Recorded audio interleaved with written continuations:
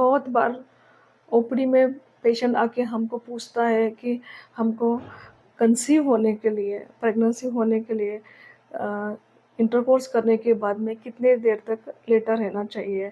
ये डाउट उनके मन में आता है। तो आज हम इस वीडियो में इसके बारे में डिटेल में बात करेंगे। Hello, I am doctor Sunita Lodhaya, fertility and reproductive specialist and practising gynaecologist since last 25 years.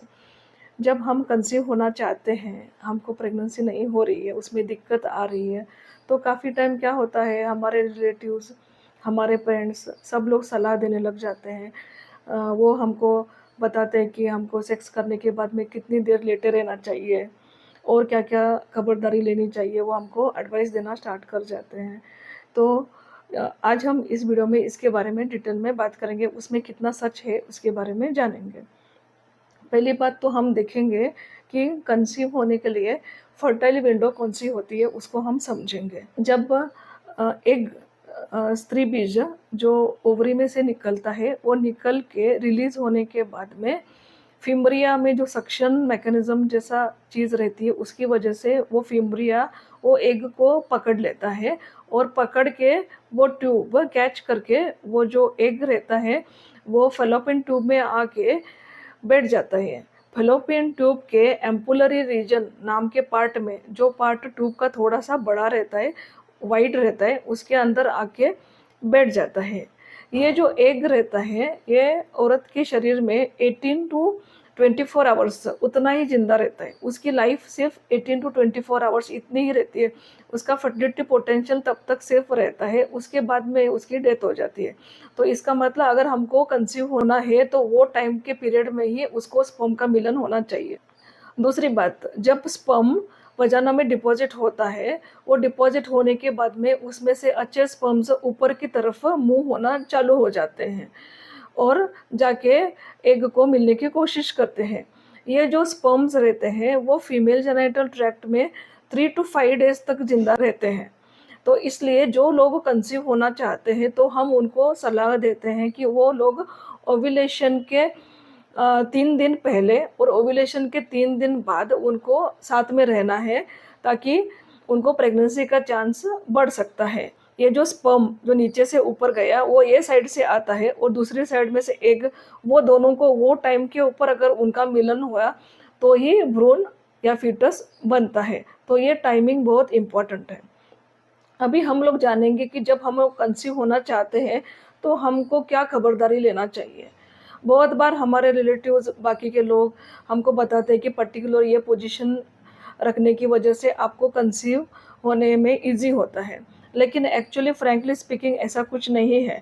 Important ये है कि सीमेन वजाइना में जाके डिपॉजिट होना चाहिए, वो इम्पॉर्टेंट चीज़ है। बाकी पोजीशन का उसका कुछ रिलेशन नहीं है। अभी ये जो सीमेन जो वजाना में डिपॉजिट होता है, उसके अंदर क्या क्या रहता है। ये सीमेन में मिलियंस ऑफ स्पर्म्स, फिर prostatic fluid, seminal fluid, bacteria, पस सेल्स और प्रोस्टाग्लैंडिन्स ऐसी चीज़ें रहती हैं।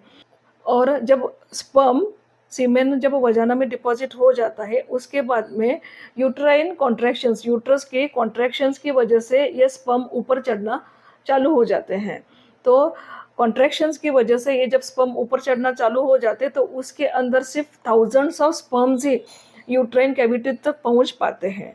ये थाउजेंड्स ऑफ स्पर्म्स में से सिर्फ 300 से 400 स्पर्म्स ही फेलोपियन ट्यूब तक पहुंच सकते हैं। फेलोपियन ट्यूब में एक सक्शन मैकेनिज्म रहता है, जिसकी वजह से ये जो स्पर्म्स जो यूट्राइन कैविटी में गए हैं वो उनको खींचने की कोशिश करता है और वो खींच के ट्यूब में लाता है। और एम्पुलरी रीजन, जैसा मैंने आपको बताया, जिसके अंदर एग इधर आके ऑलरेडी स्पर्म के लिए वेट करता रहता है, वो टाइम पे अगर ये एग को स्पर्म मिल जाता है तो फिर प्रेगनेंसी का चांस ज़्यादा हो जाता है। तो सिर्फ ये 300 से 400 स्पर्म्स सिर्फ ट्यूब में पहुंच जाते हैं। ये 300 और 400 स्पर्म्स में से सिर्फ एक ही स्पर्म एग के साथ में फर्टिलाइज होकर बच्चा तैयार होता है। तो अभी हम लोग जानेंगे कि ये स्पर्म्स को उधर तक पहुंचने के लिए कितना टाइम लगता है।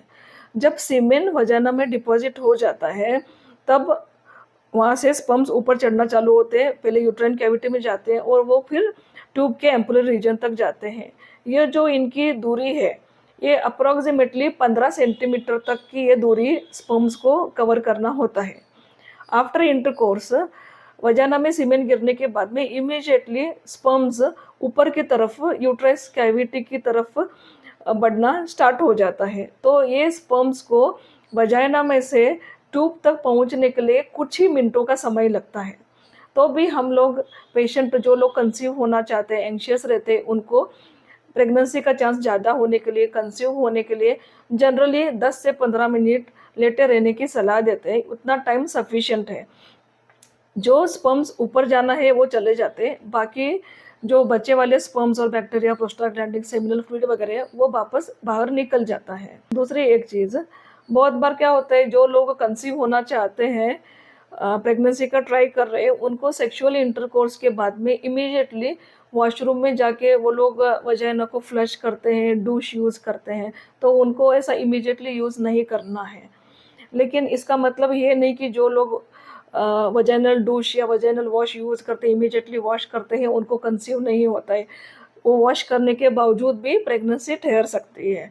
तो आज हमने इस वीडियो में देखा कि सेक्स करने के बाद में कंसीव होने के लिए कितने टाइम तक लेटे रहना चाहिए। तो 10 से 15 मिनट सफिशिएंट होता है। ऐसे ही हम प्रेगनेंसी रिलेटेड, इनफर्टिलिटी रिलेटेड और gynaec related video regularly upload करते रहेंगे। आप देखते रहिए। आपको अच्छा लगा तो आप लाइक, शेयर, सब्सक्राइब कीजिए। Thank you.